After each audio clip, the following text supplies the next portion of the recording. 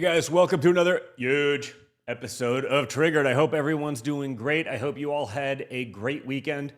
I had an awesome time yesterday at the World Cup. And what's incredible is that America just hosted the biggest sporting event on the planet. Packed stadiums, filled cities, right? There were more teams this time than ever before, more games. It was just wild. And they put on one heck of a show. We saw people from around the world experiencing the greatness of America firsthand. Honestly, and you even see the shock in their face when they're interviewed. They're like, this is so different than whatever picture has been painted back home by their left-wing media. But again, if you listen to the left, capitalism is evil. American success is imperialism somehow, magically. Private business should go under. Biological reality is optional at best. We need government-run grocery stores, and anyone who objects to this is an extremist. The communists are trying to make their mark, guys. From city halls to primaries, everywhere from New York City to Maine. So today, we're going to look at what the left is actually saying in its own words, okay? Just so people can't say, you know what, there's some nuance to this. It's different. No. We're going to hear what they're saying in their own words, and much more. So guys, make sure that you're liking, sharing, subscribing so you never miss one of these major episodes. If you do miss the show here on Rumble, go over to Apple, Spotify podcasts, catch it there. If your friends, get their podcast that way, make sure they tune in and check it out over there as well. We got to get the word out. We got to get the message out to counter the craziness that we're up against, so you guys are a huge part of that. For all of the top headlines that we cover here on the show on a daily basis, go over, check out my news app, MXM News, like Minute by Minute, MXM, Mike X-Ray Mike, where you can get the mainstream news without the mainstream bias. And of course, don't forget about our brave sponsors for having the guts to support programming like this. Guys, America just celebrated its 250th birthday, and it's the perfect time to experience our history for yourself. From Gettysburg to Independence Hall, from presidential homes to national battlefields, the Heritage Guide to Historic Sites help families explore America's most important places with confidence. The guide helps you fight back against the rewriting of America's past, with each site reviewed for historical accuracy, so you can explore the greatest that America has to offer. It's history you can actually trust. To learn more, check out heritage.org/Don Jr. That's heritage.org/DONJR. And protecting freedom also includes your cell phone. Did you know that cell phone carriers use mobile locking to trap your phone on their network, keeping you stuck with high prices then when switching could really, save you like $1,000 a year? Americans are fed up. 93% of voters say switching carriers should be as easy as keeping your number. You should be able to take your phone without being locked into their rules. If you agree, speak up. Tell officials you want #cellphonefreedom. This is paid for by the Bull Moose Project. Again, that's #cellphonefreedom. Now, with all of that, let's get into the top headlines. As I said yesterday, I was up north, took a quick little journey to the People's Republic of New Jersey. Normally that's the People's Republic of New York, and since they did, they said New York, New Jersey, but, it's still in New Jersey. But I was up there at the World Cup final. Spain took the trophy, and the tournament closed out with my father presenting the trophy. Check this out. Final act of this incredible summer of soccer for Rodri to lift the trophy and for the celebrations to begin both here and overseas.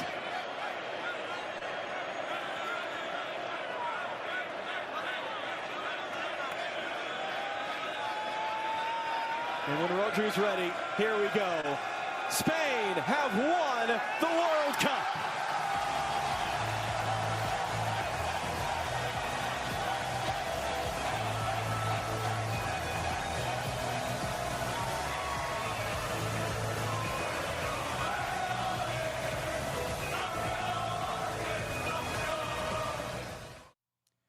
Millions of people came together around competition, national pride, in a game where the score is actually real. You win or you lose. That's sports, right? There's no participation medals there.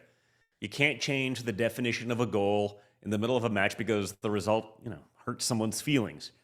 You can't demand that the winning team surrender the trophy in the name of equity. You can't tell the fans the scoreboard is a social construct. Shockingly, unlike California, the score at the end of the game is actually the score. You don't get 2 weeks to, find extra goals. Reality actually still gets a say. Of course, that should not be controversial, right? But it's basically the one thing the modern left can't tolerate. They hate any system where performance actually matters, where choices have consequences, where people own their actions, where businesses compete, where citizens can look at the result and decide for themselves whether the plan worked or not. Because when normal people can compare results, the far left loses. Every time. They lose on the border, they lose on crime, they lose on prices, they lose on energy, they lose on foreign policy. They lose on basic biology because they've tried rewriting things that, have pretty much been set in stone for a long, long, long time. So instead of admitting the ideology failed, they demand control over the scoreboard. That is really the difference between the greatness of America and what the left wants for your future. At the World Cup, if your team loses, you go home. Under socialism, if your government loses, it declares victory, blames America, asks for more money, and, arrests the guy that kept score. And nowhere is that more obvious right now than New York City, where the Democratic Socialists of America are not hiding the ball anymore. And they're actually winning primaries. They're winning primary elections. These are the people the left wants to send to Congress to represent you. It's crazy. One of the leaders of the New York City DSA, the Democrat Socialists of America, was asked about economic hardship in Peru. He was asked why his family fled from Peru to America. He was asked about Peru's history of corruption, left-wing governance, oppression, and ultimately political instability. And here is how he responded. I came here from Peru, really in the middle of the heat of the Shining Path. They were Maoist, communist guerrillas in Peru. So why did your family come to America? The economic situation in South America and in Peru was in a really bad place. But I think that much of what we could say is responsible for that actually was the imposition of capitalism, and American imperialism in many cases is actually what brings immigrants to the U.S. coming out of Latin America. And so they come here because they don't like the imposition of American imperialism in the country that they're in? Yes, in many countries. So they come here. In many countries, there have been undemocratic coups that have destabilized countries, and that's pushed people out. Oh, well, you would think they would want to go somewhere that wasn't imposing that on them if that were the case. But that's their ideology in one clip. Every failure, blame it on capitalism. Every corrupt foreign government is somehow America's fault.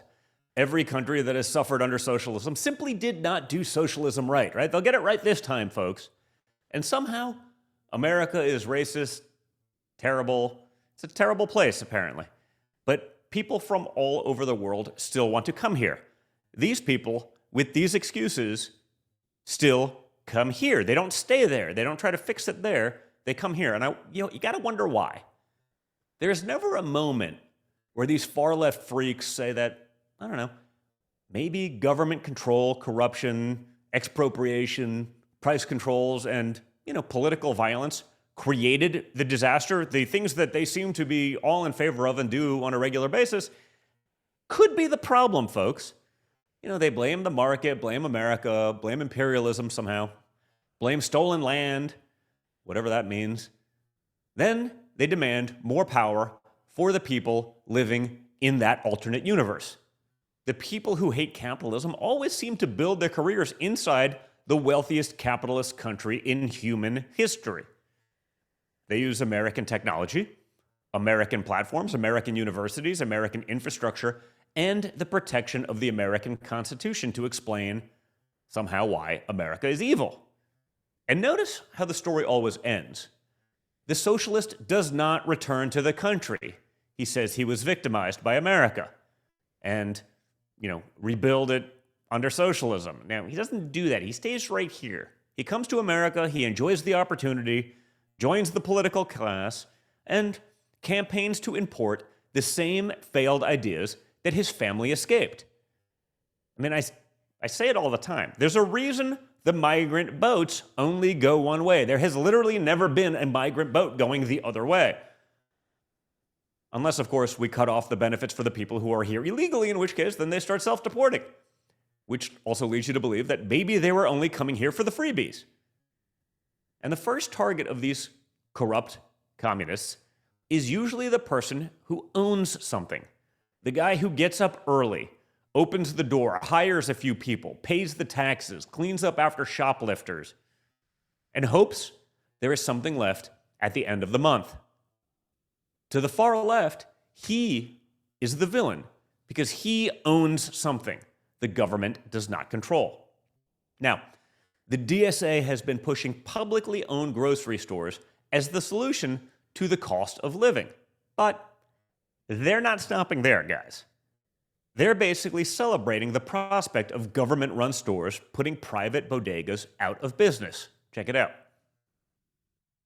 They're up, breaking ground on one grocery store so far. It's going to cost $30 million to build a grocery store. In what world does it make sense to build a $30 million grocery store and put competitive pressure on the bodegas that are in the neighborhood? I think that what we saw in the mayoral campaign is the mayor was able to build a movement that inspired people to believe that we could have a government that works for ordinary people, that is actually responsive to the working class. Inspiration is great, but if you're the bodega owner, how would you feel? If the government opened a big grocery store right next to your bodega, if how would you feel? If one publicly owned grocery store that brings prices down in the neighborhood is enough to put someone out of business, then maybe they shouldn't have been in that business in the first place. Maybe they shouldn't have been in that business in the first place. Yeah, because they're going to put government subsidies out there.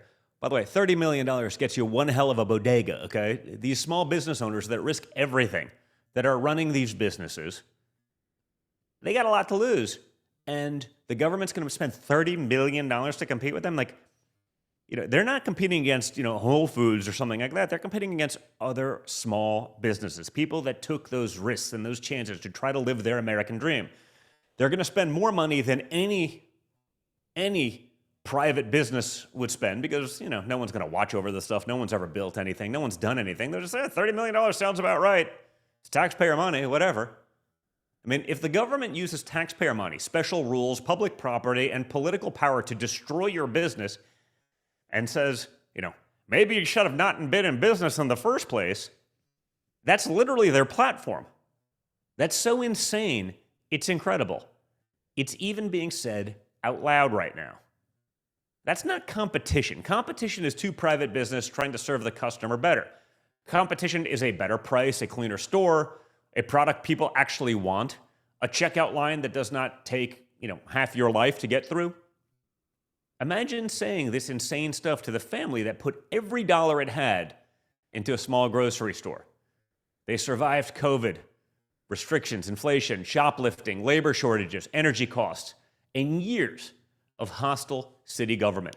And now City Hall is going to use their own taxes to compete against them and somehow call it equity. These people talk endlessly about compassion, right up until the person losing his livelihood stands in the way of the revolution. Then the mask comes off. And of course, the government grocery store begins with a beautiful promise, lower prices, better access, food justice, equity, all of the buzzwords. But we know how it ends, or at least we should. Spoilage, theft, empty shelves, overpriced nonsense. Once they drive out all the competition, why won't they jack up the prices? right? Another emergency appropriation, another task force, another explanation that the program failed because it didn't receive enough money, the usual story. The private store has to satisfy the customer. The government store has to satisfy the politician. If a private grocery store loses money, it changes or it closes. If a government grocery store loses money, it gets a bigger budget and calls the loss an investment. It was a learning experience. But this is bigger than just grocery stores. It's the far left view of ownership itself. They don't believe you built the business. Remember? You didn't build that, right? I think it was Obama. You didn't have to anything. No one built anything. You didn't do it without, you used a road that the government paid for. That, you, by the way, paid more than your fair share of with the taxes, but, you didn't build that because somewhere along the line you had to get a permit from the government, which you probably overpaid for and had to go through excessive amounts of red tape to make happen. They don't believe you built the business. They believe society built it. Society didn't wake up with you, no blood, sweat, and tears and toil. Society didn't do that with you every day. You did it. They don't believe the profits belong to the person who actually took the risk. They believe it belongs to the political class. They do not believe customers should decide which store survives. They believe a committee should decide. Once that principle is accepted, nothing is safe. And it doesn't stop at one business or one sector. Why should there be private pharmacies? Why should there be private housing, private transportation, private schools? You've seen how well the public school system has done. We should just, educate to the lowest common denominator across the board. And who cares if gifted children, eliminate those programs for them because, there's someone that doesn't feel good about them because they're just not quite as smart. Let's make sure that the smartest people who have the ability to then later create businesses where those people could work, make sure they don't get a chance. Private media, we certainly can't have that. The state needs to control it so they can keep writing stories about how great they are. They basically already have that for most media models. Every failure they cause becomes the excuse for another government takeover, and every takeover creates the next failure. That's how a movement goes from a city-owned grocery store to a government that owns the economy while pretending it only wants to help. And the economic insanity ties directly to the rest of the insanity, too. Let me introduce you to Ashley J. Webb, who is running as a Democrat for the United States Senate in Maine. Take a look for yourself. This one's sort of amazing. Qualifications do you have to serve in the U.S. Senate? I ran for office several times. Didn't win, but I did run. And then I'm a songwriter, and then I write my own books. And then I suppose my transparency, I wouldn't lie to the people, and I wouldn't deceive the people like we're being deceived right now. Like, we get lied to, smoke and mirrors, like what's going on with ICE. Pretending like these victims did something wrong. Like, that's unacceptable. And I suppose the biggest thing is, like, I'm just an angry citizen now, and if I got elected, I'd be an angry senator, and I think that would probably be their worst nightmare.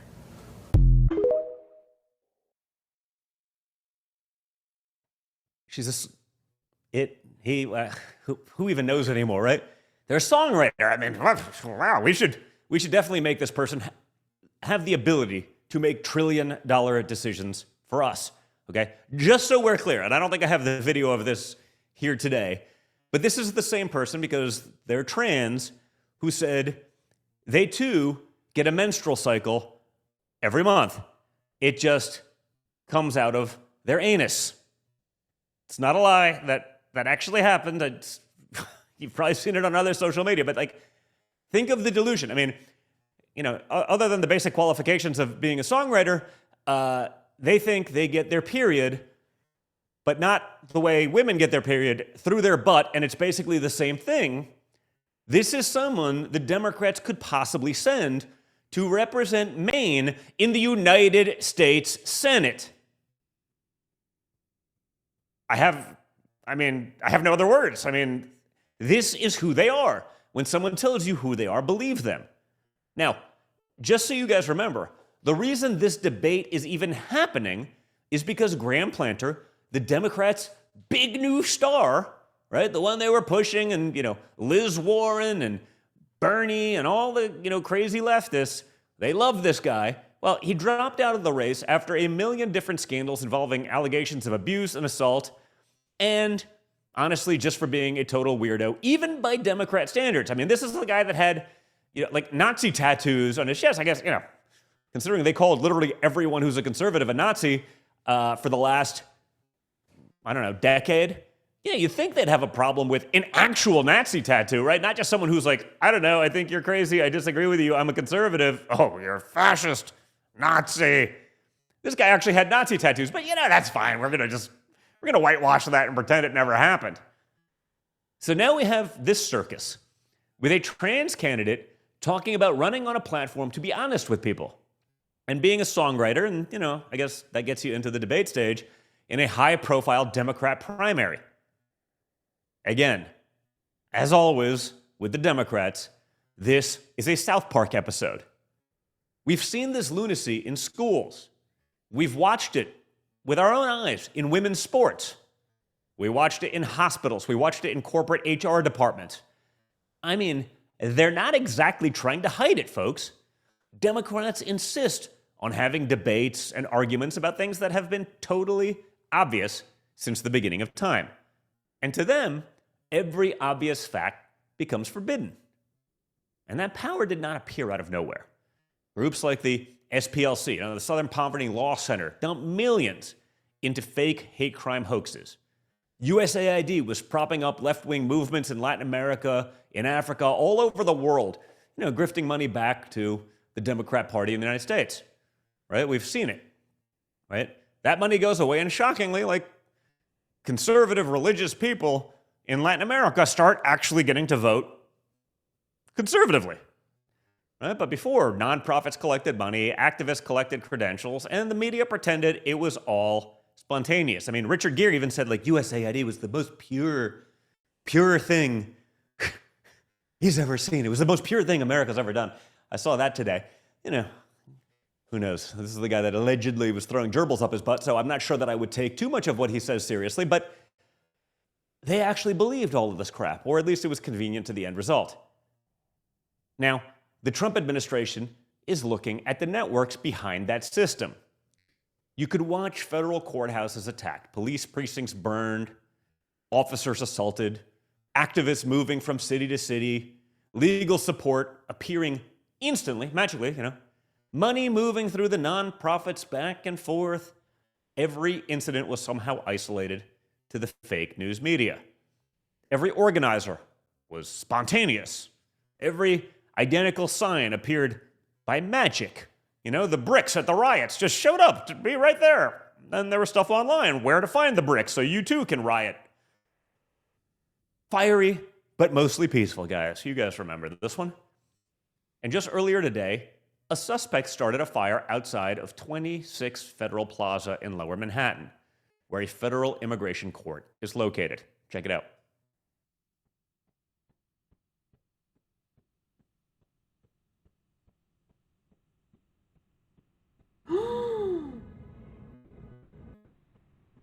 Guys, oh my God! Oh my God! Oh my God! Get away from there! Oh my God, get away from there! No, get away from there! Oh my God!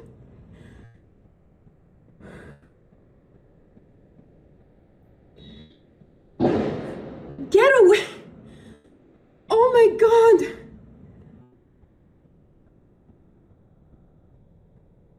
Americans have the right to protest. We have the right to criticize the government. We even have the right to be loud, obnoxious, and completely wrong. But arson is not speech. Assault is not dissent. Coordinating violence is not charity. And putting the word activist on a criminal does not make the victim less injured. And the lunatic on the street is often at the bottom of the left's pyramid. The even more serious question, really, is about the people writing the checks, managing the grants, arranging travel, providing training, building propaganda, and then hiding behind faceless, nameless, fancy-sounding nonprofits. Normal Americans file, one wrong box, check one wrong box on their taxes, and they get a letter from the government. But a giant nonprofit network can move millions of dollars through layers of organizations, finance, chaos, and everyone in Washington suddenly becomes too polite to ask a question. That was the status quo for decades. And speaking of the left turning every institution into an activist clubhouse, take a look at the American Federation of Teachers Convention. I don't know, guys. You would think a teachers event might talk about, reading scores, math, classroom discipline, or perhaps why parents are paying more and getting less, since that's obviously happening. But you'd be wrong. Apparently, the lesson plan is now solidarity, activism, and anything except teaching kids how to read. Check it out. To fight back against this fascist regime, we need to be in the streets, wisely using our wallets, battling in the courts, and winning at the ballot box, the center of our democracy. That is the far left machine in one room. Politics first, ideology second, students somewhere near the bottom and totally not at all a priority. They're always telling parents that teachers' unions are only there for educators and children. Then the cameras turn on, and a state teachers' union president is dressed for the revolution, calling the elected administration fascist and, anyone else that could possibly support it, telling people to get in the streets. Reading scores never seem to make the list. Math scores, not even close. School safety clearly doesn't matter. They don't make the list either. To them, the classroom is not the mission. The classroom is the organizing base. And that's why parents have every right to demand answers. Their children are not political inventory. Their tax dollars are not campaign dues. Right? A famous left-wing activist that ran the teachers' unions once said basically, he'll start caring about children when children start carrying union dues. When they start paying union dues, they'll start caring about what they actually have to say. It's never about the kids, and it's certainly not about their education. A public school is not supposed to be a taxpayer-funded branch office of the far left. Solidarity is the lesson plan. What does that even mean? And while we're going through every act of this far left circus, AOC apparently added another character to her one-woman show. Different accents come out, and then the accent disappears. Then it comes back when the crowd and the cameras do. It's political theater, quite literally. And it is basically an SNL skit. Check it out. It's important. And not just Nicaragua, but also Honduras, and especially El Salvador. But wasn't the big story the defeat of Ortega and the fall of the Sandinistas? Excuse me, everybody. I'd like you to meet our new economics correspondent, Antonio Mendoza. Well, or Antonio Mendoza. Oh, it's nice to meet you, Antonio. His same ICE agency that has shot Renee Good, Alex Preddy, Lorenzo Salgado Araujo, and Johan Sebastian Duran Guerrero. We cannot afford to leave Tennessee behind. We cannot afford to leave Kentucky behind, Alabama behind, Mississippi behind, Georgia behind, South Carolina behind. This is what organizing looks like. That's right. This is what building power looks like. This is what changing the country looks like. It's when we choose to show up and occupy the room and talk about the things that matter most, talking about our future. Think about it. Saturday Night Live, like decades ago when it was actually really funny, predicted what was going to happen on the left. She's not connecting with the audience. She's performing what she thinks the audience wants. Different room, different voice, same phony communist routine. That's what they do, right? They sell you what you want to be sold, and then they go to DC and do exactly the opposite. This is what the left has done to politics. Everything is an identity performance. Every audience gets a costume. Every crowd gets a character. Every position gets rewritten depending on who's clapping. But common sense people can tell when somebody's selling them a role instead of telling them the truth. The left can workshop the accent, test the slogans, and choreograph the hand gestures. It still shouldn't be able to hide the policies behind the performance. And once you see that performance for what it is, the rest of the far left acts, get a whole lot easier to recognize because it's all an act. Because while the left is busy turning politics into performance art, the Trump administration is doing the less glamorous work of finding where your money is being stolen. Dr. Oz says that in South Florida alone, there are twice as many durable medical equipment suppliers as there are McDonald's restaurants. Twice as many. Check it out. This is a real business. Burgers on the grill, people working, rent's getting paid. Now here's the shock. In South Florida, where I am now, there are twice as many durable medical equipment suppliers as McDonald's. Twice. What's going on? Many of these businesses aren't even real. They're what insiders call bust outs. No inventory, no storefronts, no patient's help. Instead, they steal Medicare beneficiary numbers from our seniors and build for equipment like hospital beds, wheelchairs, and oxygen tanks that are never shipped. By the time Medicare figures out the scam, millions of dollars go out the door and fast, transferred overseas before anybody can stop it. Now here's the uncomfortable truth. It's often easier to open one of these sham durable medical equipment companies than a bank account. That's why working with banks is critical to suffocating this scam. And they need to all get on board fast. Follow the money and you'll stop the fraud. So under the Vice President's leadership, the White House Fraud Task Force took action by imposing a national moratorium on new durable medical equipment suppliers, giving our CMS team this space to hunt down and crush this corruption. Because every dollar stolen is a dollar taken from a senior who actually needs care. And if they steal our money, they will steal our health. And this administration is not letting that happen on our watch.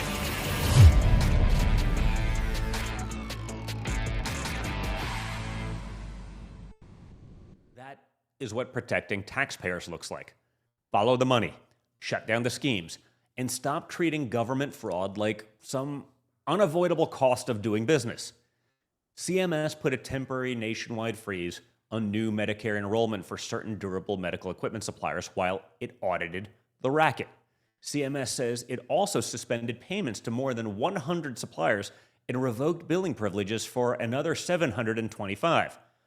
Suppliers that together billed Medicare more than $1.5 billion. Okay, notice the scale, guys. Wheelchair, braces, diabetic supplies, all categories where real people need real care.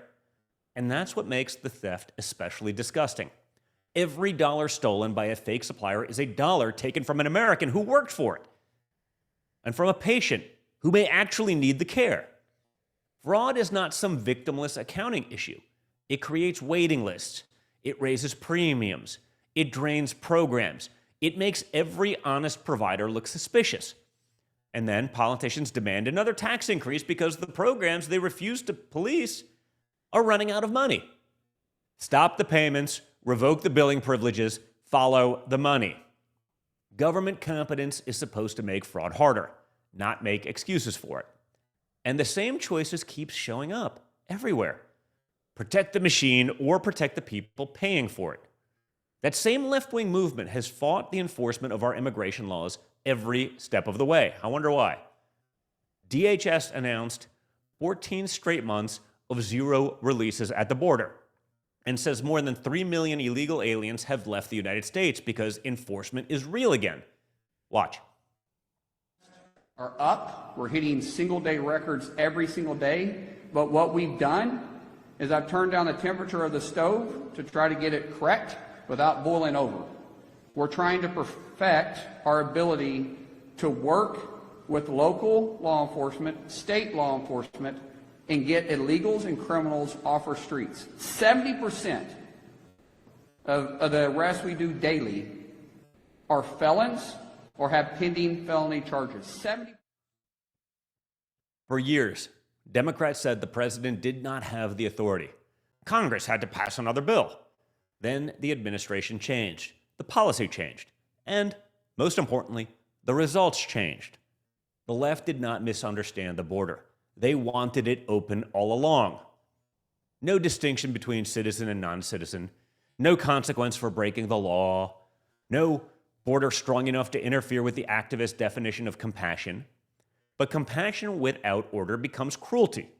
It is cruel to send migrants into the hands of the cartels. It is cruel to make Border Patrol manage an endless quagmire. It's cruel to force working Americans to absorb the cost their leaders refuse to count. It's cruel to protect criminal illegal aliens from removal and then lecture their victims about tolerance and acceptance. If people know the border is closed, fewer try to make the trip. If people know there will be no open borders, the cartels lose their customers. If people know a final removal order means, removal, some leave before agents ever have to find them. They self-deport. Remember, if America is a force for good, if capitalism can create prosperity, if borders can protect citizens, if law enforcement can restore order, then the entire far-left story collapses. So they have to invert everything. The criminal becomes the victim, the business owner becomes the exploiter, the citizen becomes the oppressor, the terrorist becomes the revolutionary, and the taxpayer is expected to fund all of the BS. It's why the anti-fraud mission matters more than ever. It probably matters more than anything else. Republicans are fighting fraud, and Democrats are fighting the people fighting the fraud. Check out Vice President here talking about it. To keep the momentum of the last couple of years, and particularly the last few months. We can keep on fighting fraud, or we can reward the fraudsters. We can kick criminal illegal aliens out of our country, or we can reward people for stealing your tax money. We can protect those moms who need that prenatal care, or we can give it away to people who are trying to take advantage of you and take advantage of the system. This is not a normal election because we're not running against people who maybe have different ideas about tax policy or regulatory policy. To the people watching at home, I understand you're of course not going to agree with the president and the vice president about every single issue. But what I hope we can all agree on is the simple principle that the people's government exists to fight for the people and not the fraudsters. So, thank you. Fraud is really just theft. Every fake claim takes money from somebody who worked for it. Every shell company billing the government for a service that never happened is stealing from the taxpayer. Every politician who looks away because the money flows through a friendly constituency is choosing the theft over the citizen. And this is why the left hates the fraud fight. The program gets bigger. Verification gets weaker and harder.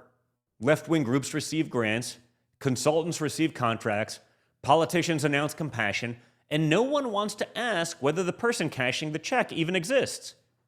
Then somebody asks for names, accounts, eligibility, proof, and suddenly every safeguard is cruel. In reality, cruelty is letting criminals empty a program until the people who need it get rationed. Cruelty is making a working family pay more because officials were too frightened or too lazy or oblivious to verify a claim. Cruelty is destroying a private grocery store with taxpayer money and calling it justice. It's incredible how precise government is when it wants something from you. The IRS can find the small business owner over some deduction from years ago. The city can find the parking ticket. The agency can suspend the license. The bank account, as we've all seen, can be frozen. But government gets much more confused. They can't get into the details. They can't find the little things or even the big things when the tables are turned. And we start asking where your money went. Then the records are incomplete. The contractor disappeared. The database does not communicate with the other database. The files were erased. The person who approved it retired. Nobody is responsible. No one is accountable. But everyone still wants a larger budget. That's a racket. It's why the anti-fraud agenda is so critical and such an accomplishment for this administration. And honestly, that's really the choice in front of the country. One side believes the citizen is capable of owning things, building, choosing, speaking, and governing. The other side believes the citizen is just raw material for a political machine. They want your money, your business, your speech, your children, your city, and most importantly, your silence and complicity.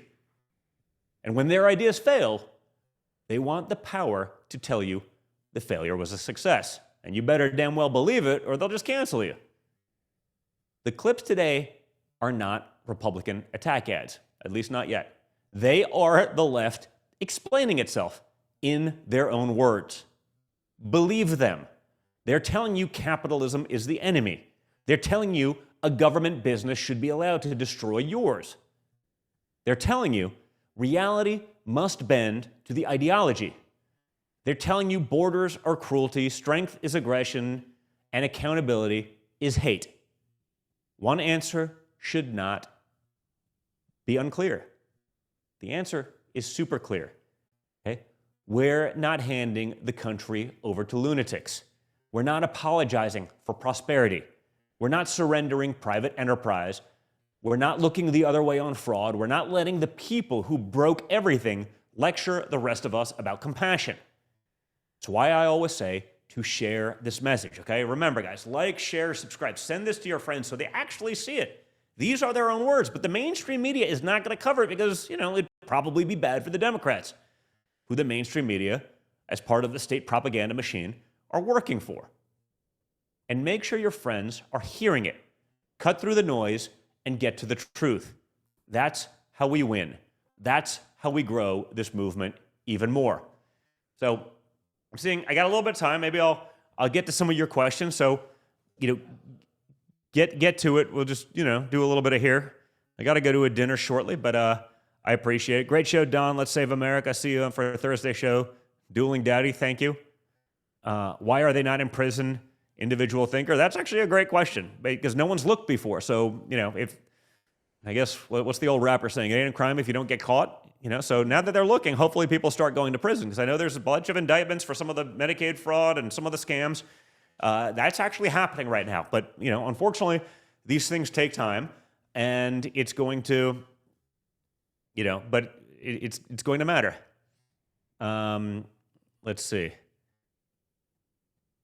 Yaholo, did you get wildfire smoke up there from Ontario? Yeah, I don't know. Canada, thanks for all the bad air. I know, they love their environment, and so do I, but they're not doing a great job of controlling that, probably because they have no forestry management plan. But yeah, we were even told by one person, don't go up because the air quality was so bad. It's just not worth it. Even though people are living there, obviously it's not going to kill you, but it's not ideal for your health. And but I guess it rained pretty hard the day before, and so the air quality was okay when we were there. But literally, we had a doctor tell us, hey, you probably shouldn't even go up. Yeah, Jaspen, no one wanted to follow the money. That's right, because they're all sort of in on it one way or the other, right? The Democrats mostly, but certain Republicans, well, we get 10% of it, so I guess we're getting something out of it, so we'll do nothing. Let's see. They need to be removed from the U.S. Glory be. I don't disagree with that. Not so simple, but hey, Don, were you cheering for Messi yesterday? Who was your favorite? Honestly, it was one of those, it was cool to see it. I wanted to bring my kids up there to see the game because, World Cup in America may not happen for a while again. So it was a cool thing to see, but I'm not a big soccer guy, football. I was when I was younger just because I spent so much time in Europe with my grandfather growing up, so it was a really big deal for them. But I haven't really paid attention to it that much, so once America's out of it, it didn't matter as much to me. I went to the England, England-Norway game as well because we had seats because that was supposed to be, hopefully, if America won, that was going to be an America game. And then went to the finals with my family, but it was more about the experience for them. Didn't really have a dog in the fight once America's out. And since I don't follow it enough, it's not one of those I'm going to throw in a jersey and, pretend it matters all that much to me. So it was just cool being there. Amazing scene. Kind of candidly, kind of a slow and boring game until the last 20 minutes or so. But it was cool to go. One of those things, if you have the opportunity to see it, you have to do it. And I was blessed to be able to do that and show my kids some of that. So we went, but yeah, didn't really have a dog in the fight on that one. Let's see. It might be an issue getting the soccer Europeans back on planes. They had a lot of fun. B-Hops won. Yeah, they really did. It was a big deal. Like, you know, and again, it's funny. You saw all those videos of all these people talking like, wow, America's amazing. You know, they're going to a Buc-ee's and they're going to a gun shop and they're like, wow, this place, like, this is so cool. The freedom, like, wow. It's so different than the image of America that has been portrayed, you know, on CNN International or in the international media, which even makes our media, shockingly enough, look conservative. And so I think it was really an important thing for so many people around the world to see America for what it actually is, not for the narrative that's been pushed abroad. So I think, if anything, you know, the best thing we got from the World Cup is that people got to see real America. And I think that was a big deal because I think literally everyone came away with a very positive image of that. So I think it's a big deal. Ed Duncan, 16, do you think it was Trump's plan to squeeze into the team photo with the trophy or just a happy surprise? That was pretty funny. I mean, listen, who knows? It was definitely not part of a plan. I think, you know, he loves this stuff. My dad knows more about sports than almost any human being alive. It's sort of shocking how much he's got, like, incredible sports recall and is just into it. So I think probably just got, like, into the moment. It was just, like, loving every second of it. I know he spent a lot of time making sure, you know, that the show went off well, not just for the finals, but for the whole tournament, and, you know, really using it to showcase America. So I think he was just so vested in all of this that he probably got caught up in the moment. It was actually pretty funny because it was also like, you know, very, very Trumpian to just sort of be there and then, you know, be in it. So it was funny as hell. But no, I don't think that was a plan. It wasn't intentional. I think he just got caught up in the moment of this, you know, sort of amazing thing. You know, we love our football and, you know, our sports here in America, but, you know, there's like, you know, 4 billion people watching the World Cup. It's a little different. And so I think he just got caught up in it after, you know, years of planning, you know, months of, you know, the details, making sure it went off, making sure it was safe. I think it was a huge success. And so was a huge Trump-like event, was huge. Yeah, hello, yeah. It was huge. It's like how I opened the show. Another huge episode of Trigger, huge with a capital Y. So it was cool. Best place to hunt and camp this summer. Ooh, that's a good question. Listen, there's a lot of cool places in America to, you know, not a lot of hunting in the summer, unless you're, you know, bow hunting. You can, you know, some of the early bow hunting season will start up pretty soon here, usually end of July. Like if you're up in Alaska, and, you know, northern Canada and stuff like that, you know, bow hunting will start up in August. So, you know, hunting and camping aren't always the same seasons. You know, June and July is not much of a hunting season in America or even Canada. Usually it's the end of July, early August. Some of those bow seasons come in. Some of the sheep seasons come in for rifle hunting, you know, up north. And then a lot of the rest of hunting usually gets good in the, you know, the fall, early fall, you know, September, October, November, probably the best months, with the later months there even being sort of the best of all of that. So, you know, a lot of options there for camping. You can go all over the place. I mean, you know, taking a canoe up to Maine or, you know, northern Minnesota on some of the lakes and just going, you know, back and forth, portaging, you know, across places and camping along the way is awesome. I know when I was in college and high school, as soon as I got my driver's license, I got in the back of, you know, my Jeep, and I literally slept in the back of I'd work for like, you know, 6-8 weeks and then take the last like month of summer vacation and, you know, drive out west, live out of my truck and just fly fish all over the West. So a lot of cool places. I mean, America has so much opportunity for that. So, you know, really depends on what you want to do. You know, I've done it everywhere from, you know, high budget kind of, you know, places and all the way to like literally sleeping in the back of my truck and seeing America. And, you know, they're both pretty awesome. And so you can do a lot with that. And there's so many opportunities, and just, again, sort of depends on the budget, how far you're willing to travel, how much time you have. But, you know, there's not too many states that don't have decent options just to, you know, get out and do all of that. And again, for the summer, probably less hunting, but plenty of fishing. And so you can, you know, do all of that. Let's see.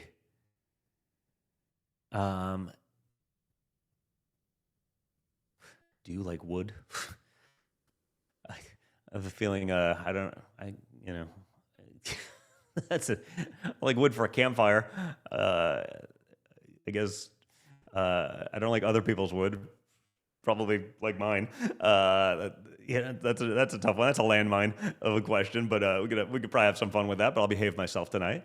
All of the USA is beautiful. It really is. I mean, I've got some hunting land up in Maine, so that's cool to go check out. But yeah, these days, just I'm in Florida, so do what I can down here, and you can go into the Everglades, and you can go offshore, and a lot of opportunities here. But I had a great time with that when I lived in New York, and you go up either the Catskills or the Adirondacks, and there's a lot of cool opportunities. So every state has something. Some are definitely better than others, but take the time, explore, get into it. If you're new to it, do something a little closer to home, a little bit more local, and then once you get used to it and know what you're doing, get a little bit more adventurous and have some fun with it.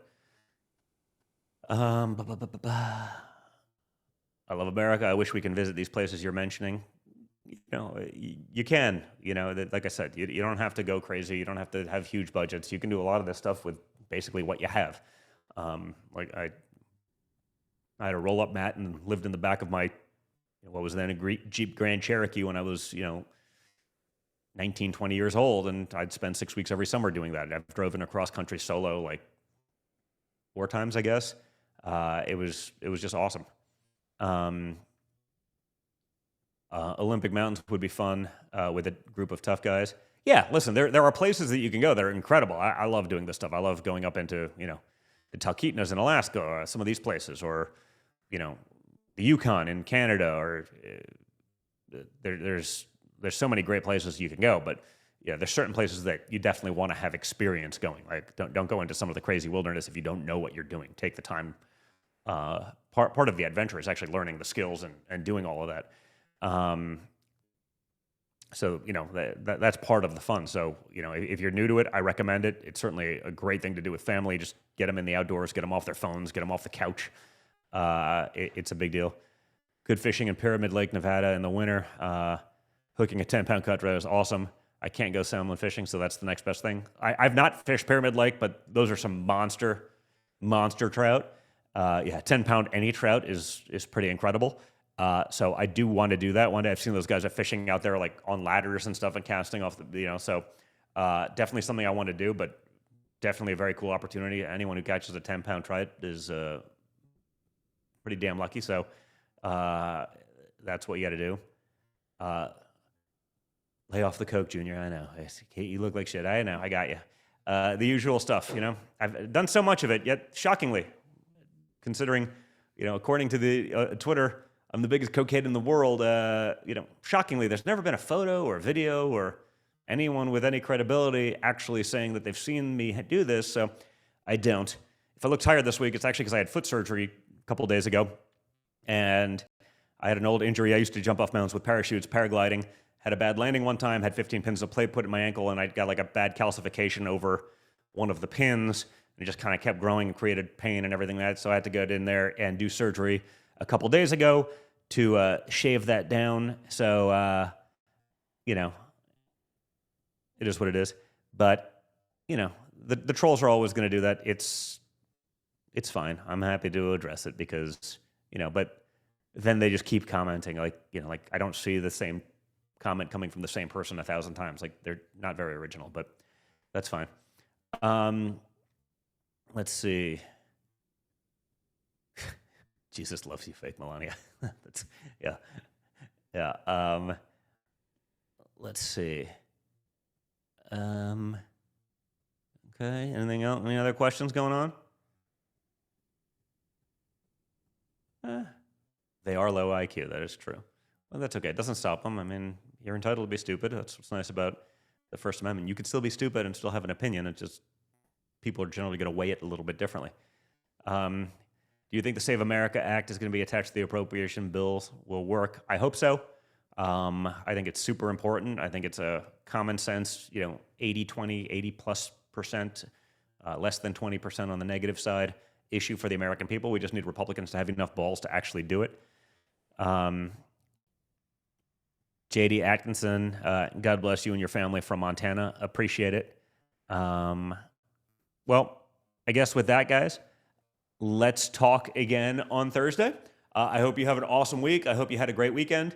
Thanks so much for tuning in. Make sure you're subscribing, okay, so you never miss one of these major episodes. Check us out on Apple, Spotify podcasts. Okay, that's a really big deal. If your friends get their podcast that way, guys, make sure they are aware of it. So send it to them, okay? So like it right now. That takes like no time. Just hit the little like button. So simple, okay? Share it with 10 of your friends. We're signing off now, so just now go share it with 10 of your friends. Make sure if they get their podcast the other ways, Apple, Spotify, whatever, that they're aware of that too. Check out our sponsors down below and in the video description, okay? Support those who share your values. That's a simple concept we got to do more of. And with that, stay strong, stay informed, stay engaged, and, always stay just a little bit triggered, guys. Thanks a lot. I'll talk to you all again on Thursday.